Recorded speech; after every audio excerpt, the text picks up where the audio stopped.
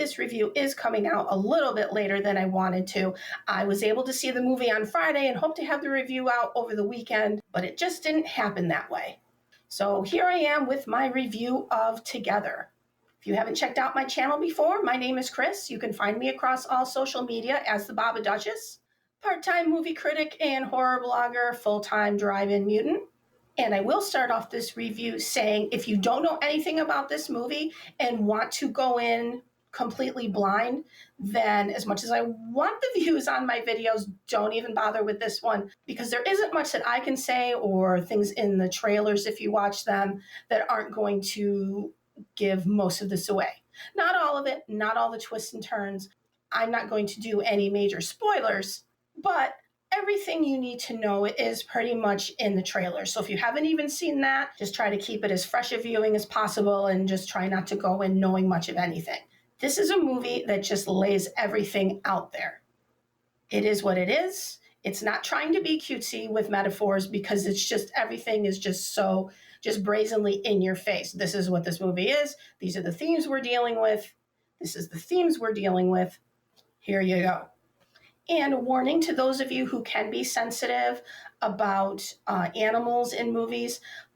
There is one scene, and it's right at the beginning, so I'm not even spoiling anything for you. But there is a scene in the beginning that does have to do with some dogs. And they don't belabor the point. They don't make it overly horrible or anything. It's just, I know some people are more sensitive to others about things like that. So I just try to warn people, just so you know what you're getting into.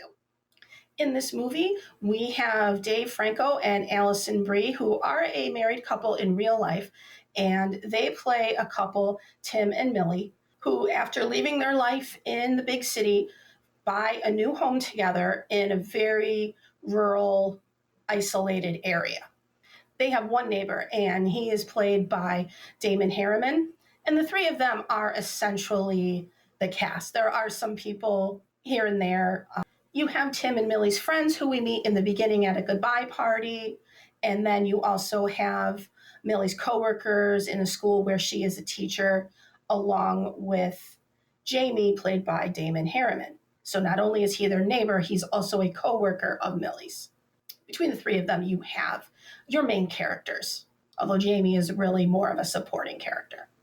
In the beginning, at this goodbye party, they kind of set up the relationship dynamic between Tim and Millie. Millie knows what she wants. She's got this new job that's going to take them to a new place. Tim is just kind of lost, doesn't really know, what he wants to do. His friends kind of razz him about, his place in that relationship, and if he really wants to be in it, you just do what your girlfriend wants you to do. That kind of thing. So this is not exactly a picture of the perfect couple. And now they're moving, like I said, to this very isolated area. And one day when they are out exploring, they literally stumble into an underground cave where they end up stuck overnight. And after this night in the cave, this is when things really start to change for Tim's character. He starts having what he knows aren't panic attacks, but kind of mimic panic attacks. He really doesn't want to be away from Millie. It's almost like a physical need to be with her. So this is a movie that deals with themes of codependency. And that one is just, it's right on the nose. They're not really trying to be clever about it. They're just like, nope, this is what the movie's about. And also themes of questioning who you are when you've been in a relationship with someone for so long. How much of just me is still there? Am I my own person anymore? Can I exist without them? Who am I without them?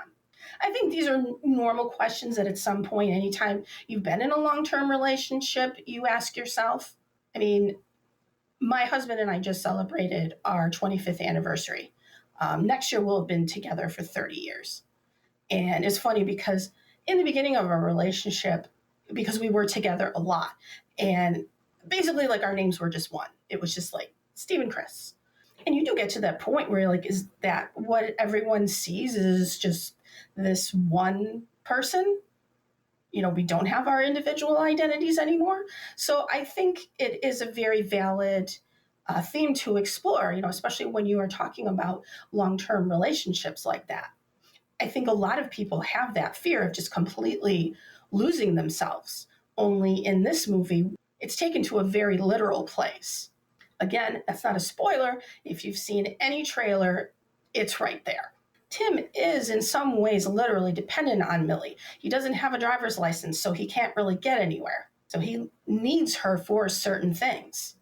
So he's falling apart more and more through these sort of panic attacks, and she is kind of pulling back, saying, whoa, what is going on here? You can't just be showing up everywhere that I am. What is going on? And what he's describing is a physical need for her to be near her at all times. And it really is a simple plot. Isolated couple, weird things start happening, both psychological and physical. So if you do like your body horror, you'll want to check this one out. Now, it is not the substance level body horror. It is effective. Do not get me wrong. And I do like that it was used fairly sparingly. But where the substance went just completely just balls out, we're going to make this completely crazy, which really worked for that movie. This one holds it a little closer to the chest. You do have plenty of your body horror moments, but it's not the focus. So I've heard some people comparing the two movies, and other than them both being body horror, there really isn't. It's a different kind of body horror. The way it's used is different. This one really is just more focused on the couple. And I will say it is a very tight script. It does not overstay its welcome. I mean, I really haven't said a whole lot about the plot, but that's also because the plot is very simple. And I've kind of stopped describing it at this point because I don't want to get into spoilers. It's a relationship drama, it's your body horror. So if that sounds like your jam, then please go ahead and check it out. Honestly, it's not something I think that I would necessarily have to watch again, but I did fully enjoy it. Dave Franco and Alison Brie are very convincing as this couple. And sometimes when you cast married couples and things, it can go very badly. I mean, just look at Tom Cruise and Nicole Kidman. No chemistry. So this one, they worked very well together. And you know it works when you forget that in real life these two people are married. They really inhabited these characters, totally bought that dynamic that they had. They were just two really good performances. So yes, overall, a very thematic movie, and it just does not pull any punches as to what those themes are. It's not trying to be clever. It's just in your face. This is what we're talking about. I haven't done in quite a few movie reviews where I would do my own take on the Chekhov's gun law, where, if a gun is presented in the first act, it has to be fired in the third act. So I think I'm going to go back to that because at least with this one, I don't feel like I am spoiling anything. So this movie has Chekhov's reciprocating saw. And even with the choice of having a reciprocating saw in the movie, even that was a deliberate choice. I mean, that's not subtle. That is the tool itself is a very equally push-pull instrument, give and take, like in a relationship. At least I hope they're not thinking that are overly clever because that was pretty obvious. And I thought, well, hey, good for them. So yes, overall, solid performances. I haven't said much about Damon Harriman's character. He adds some exposition, but being that I've seen him portray Charles Manson, there's that thing in the back of your head where you're like, what is it about this guy? So to sum it all up, tight script, great acting, decent runtime, and I give it 3.5 top hats. Now, one thing I thought I would do, just for something different, see if people like it, I thought I would just do some fun with reviews. One thing I like to do after I watch a movie is I'll look at all the trivia stuff on IMDb or Letterboxd, and then I will go on and just read some reviews. Bad reviews are always the best. Even if I disagree with them, sometimes I will see some valid points in their criticism. Some are just outright funny on their own. And it's not always bad reviews, but I thought I would do that, just read some reviews that just kind of struck me as either funny or kind of what, and let me know. What do you think? So this first one is, aw shit, The normies have gotten a hold of body horror and are using it for beige ass relationship counseling. Saw someone on Reddit compare this to Possession. LMAO. Shut it down.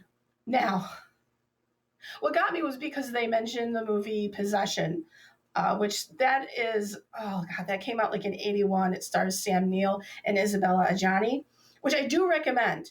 That has some body horror in it and a very, very much follows the relationship of the two main characters. But yeah, I hope this wasn't trying to be that, because Possession, I don't even know if I know what all of Possession meant. I do recommend watching it, but it's not something that I feel the need to revisit because it is very, very heavy, especially like with the relationship stuff. That is, whoa. It's an impressive movie, but not necessarily an enjoyable movie. But I just like the idea of someone calling this a beige ass wannabe Possession. That's creative. And here's another one. Diet Stuart Gordon. It was quite fun, if not an overly complex story. I would have liked more detailed practical effects, not as icky as the trailer had hopefully led me to believe. I actually do agree with that. I'm not saying I needed to have just all out, just nasty, disgusting stuff. I did expect just a little bit more. I wouldn't necessarily call it diet body horror, because there is some pretty gnarly stuff in there. They didn't lean into it as much as I thought they were going to, or even as much as they would kind of lead you to believe from the trailers. And I also did like them calling it Diet Stuart Gordon, which I'm actually representing today because I am wearing my Rufus shirt from Reanimator. And if you've not seen Reanimator, which is a movie that I came to very late in the game, I don't know why. I don't know. I don't know what I thought that movie was going to be, which I think held me back, but then I saw it and it's one of the best things ever. So if you've not seen Reanimator, you really, really should. That is some great body horror. And it's a movie that I think would not have worked at all if it were not for the people who were involved, especially Jeffrey Combs. I think if you had played that character any differently, even a touch of a difference, it just wouldn't have worked. That's just a cast and a crew and a director who just really know what they're doing, are excited about what they're doing. And just, yeah, if you want some funny body horror that just goes for it, check out Reanimator. There's also Bride of Reanimator, which also has another one of like my favorite lines. He's a wife beater, Dan. Use the gun. And that one's worth checking out too. This one is from IMDb, and it kind of had me scratching my head a little bit. 1 star, not scary or interesting. This movie is unrelated to the metaphysical realm, obviously, because makes no sense. Probably satanic, even the devil is saying WTF, and must have been awkward for families with inappropriate scenes. I personally did not like the movie. Seemed interesting at the beginning, though. Also, those that found it a good movie is voted Rotten Tomatoes 100%, and Adam Sandler's movie Happy Gilmore is #1, as always. The writer could have made it interesting, but I honestly thought it had a good storyline. I mean, they say that it's awkward for families, but I really don't think this was a movie intended for families. I hope not. And I'm kind of shaking my head. I don't know what they mean by unrelated to the metaphysical realm. I don't know. I'm kind of scratching my head at that one. I just found this was one of those reviews where I read it and I was kind of like, but did you watch the movie? And then bringing in like Happy Gilmore 2 just because a lot of people just like, they just want to be talking about that movie, which is fine. But I mean, they're two completely different things. They can both be successful. And another one, remember that Met Gala where all the straight celebs couldn't grasp what made something camp? That's what it felt like watching this. I just thought that was funny. I mean, this movie did not try to be campy, like that was not their intention. Although if they had gone campy, it would have worked as well. So, I mean, I get what this person is saying, and it's just funny. And this one's just plain and simple. Who in the fuck drinks cave water? Valid question. I mean, it's one of those things where, well, if they didn't do that, we probably wouldn't have much of a movie. And for the last one, I have the film that dares to ask, what's more powerful, the shunting from society or a millennial's fear of commitment? Now, Society is another body horror film, and if you've not seen that one, wow, that has a ending scene that will sear itself into your brain. It's not one that I overly enjoyed, even though I liked the theme more than I liked the actual presentation, but always worth watching. But yeah, I just appreciated this person's sense of humor. So yeah, let me know what you thought. This was just kind of a trial run. Like I said, just picking out a few critiques that struck my fancy, that I just thought they were funny or kind of scratched my head a little bit. Just trying to keep things fresh. As you can see, I am filming from a different location, hopefully one with a little less glare. I will say I'm feeling a little more comfortable up here physically, so it's got that going for it. Did you see together? What did you think? Let me know. In the meantime, subscribe, like, comment, share, all that fun stuff. I will have a review of weapons coming up. Really looking forward to that one. And I am doing the 100 horror movies in 92 days challenge, and I might do a couple kind of wrap up videos. Maybe every 10 that I see, maybe I'll just do a quick rundown of some of the movies I've been watching. So if you're interested in that, please check it out. As always, I will end things with like what you like, don't be a dick, and be good to one another. Take one day at a time. Do the best you can.